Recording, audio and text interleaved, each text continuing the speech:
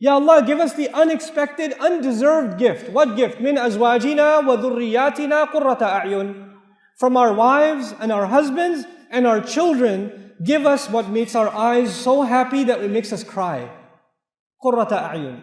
It cools our eyes. You know what that means? It makes you so happy you want to cry. When you listen to your child recite Quran, and they love reciting Quran, then it makes you so happy you want to cry.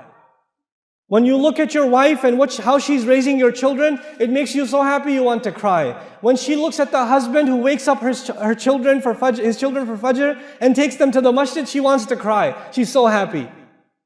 Our husbands cry and our wives cry, but they don't cry because they're happy. They cry for other reasons.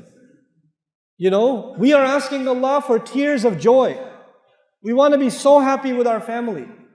How are we going to do that? Right now, every day you go home, you fight with your wife, man. Every day you go home. It's like, why were you so late? Why are you asking me? You always ask me. Don't you know there's traffic? Look outside the window. And you start every day. And then you're so angry, then you look at the child and he's like, why are you playing with a toy? Why do you look happy? We don't have happiness here. Where's your homework? And the kid's like, I didn't get any homework. You know, why not? I'm going to complain to your school. You know, God, this is not qurrata a'yun. There are people who come to the masjid for salat, and salat is supposed to give you peace. It's supposed to make you calm. It's supposed to settle you down. And then they go home and there's a tornado that walked into the house.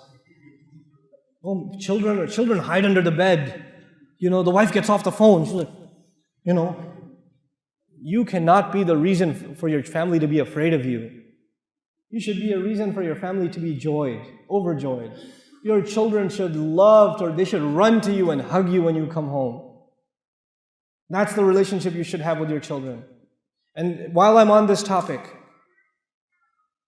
20 years ago, 30 years ago, 40 years ago, parenting was different.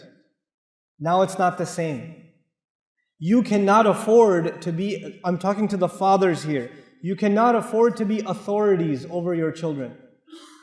You cannot afford that. You have to be friends and authorities with your children. Our fathers were not friends with us. They were authorities. We didn't slap our dad on the back and say, hey dad, let's go play some basketball, let's play some football. We didn't do that. Abba Kimon Baba, Abba Jan, you sit straight. Assalamu alaikum. You get their shoes. That was 20 years ago, 30 years ago. Your kids don't do that. And they won't. We're living in 2013, brothers and sisters.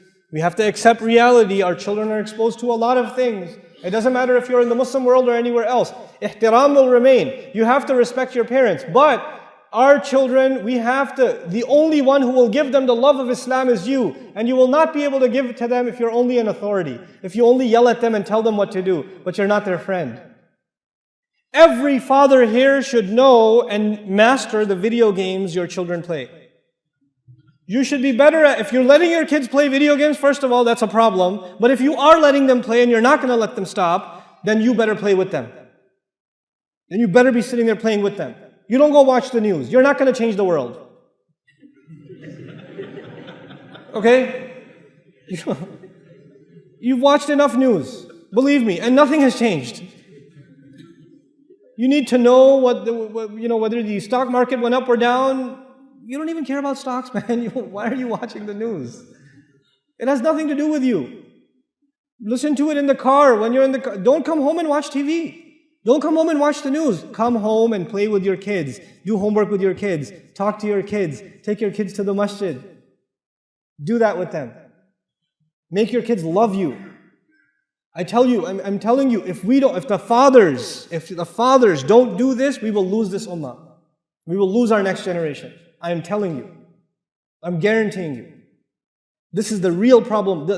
I cannot come from America. Sheikh Mufti Min cannot come from, all of different places in the world. And they come and they sit here and they give you a dars. We can only help a little bit. We can only help a little bit. The real change that will come in your child's life will come from you.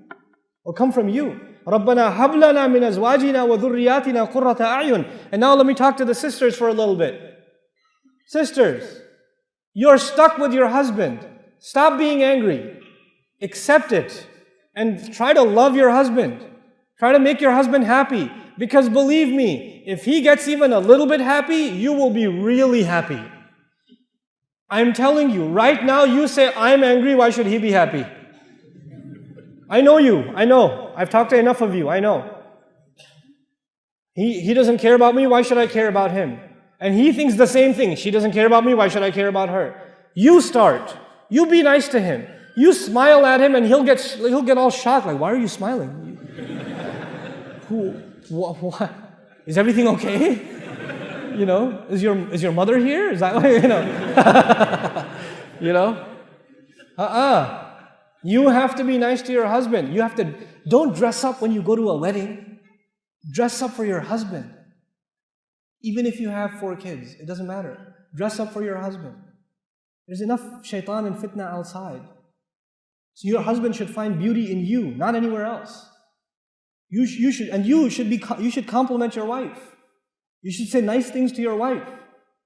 You shouldn't just always complain. Where are the keys? Where's the mail? Did you get the groceries? Did you do this? Oh, you didn't do anything. Oh, you don't listen to me. Stop, man. There's not enough salt. There's too much salt. There's not enough sugar. There's too much sugar. There's not hot enough. It's too hot. Stop. Say nice things to your wife. And I know if you're like Indian, Pakistani, then it's very difficult for you. I know. It's very hard to say nice things to your wife. In our culture, if you say nice things to your wife, your ribs hurt. Like, you know, so you have to immediately follow it up with something mean. You have to say something bad right after to balance the equation. You can't just say nice things. So if the food is really good, you're like, oh, aaj to bada acha khana banaya, but I still hate your mother. Like something. You have to, you have to add something, you know. But don't try to be, this is the dua. We are asking Allah to give us so much happiness from our wife and our husband and our children that it makes us want to cry out of joy. How will that happen? You cannot ask Allah for something and not make any effort yourself. It doesn't work that way. You cannot say, Rabbi ja'alni muqim as-salati. Ya Allah, make me establisher of the prayer. And you're sitting, lying down in bed, adhan's going on, you're like, Rabbi ja'alni muqim as-salati. Allah is not going to send you angels that carry you and lift you to the salat and then they make you make ruku and get you back up. You got to get up yourself, man. You make dua and you make some effort yourself. You're not going to make dua and all of a sudden your wife will start loving you. No, you have to show her love too. You have to do that. You have to make some effort in the house. I am telling you, this is the work of the ummah today, fixing the family.